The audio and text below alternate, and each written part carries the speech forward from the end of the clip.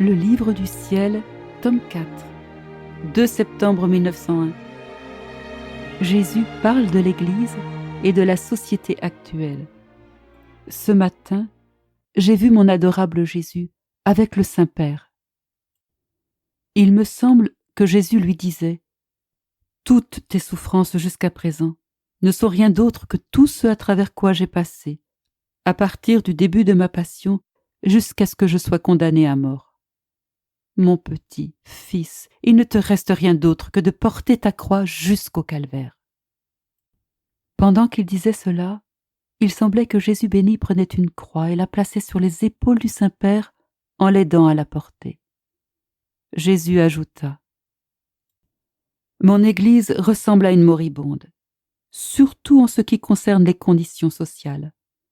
Il semble que ses ennemis attendent avec anxiété son cri de mort.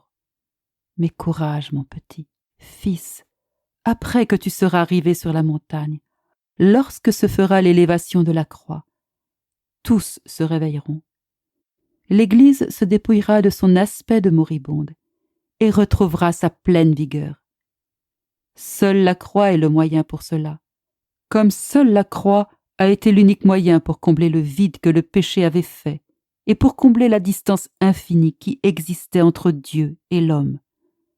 En ces temps-ci, seule la croix permettra à mon Église courageuse et resplendissante de relever le front pour confondre et mettre en fuite ses ennemis. » Cela dit, Jésus disparut. Peu après, mon bien-aimé Jésus revint. Tout affligé, il dit « Ma fille, comme la société actuelle me désole. Elle est constituée de mes membres et je ne peux m'empêcher de les aimer. Il m'arrive comme à quelqu'un qui a un bras ou une main infectée et blessée. Haït-il ce membre pour autant? L'a-t-il en horreur? Ah, pas du tout, au contraire. Il lui prodigue tous les soins nécessaires. Qui sait tout ce qu'il dépense pour le guérir? Ce membre blessé fait souffrir tout son corps, qu'il maintient opprimé et affligé jusqu'à sa guérison. Telle est ma situation. Je vois mes membres infectés et blessés, et j'en souffre. À cause de cela, je me sens portée à les aimer davantage. Oh, comme mon amour est différent de celui de mes créatures. Je suis contraint de les aimer parce qu'elles sont miennes. Mais elles ne m'aiment pas comme l'un des leurs.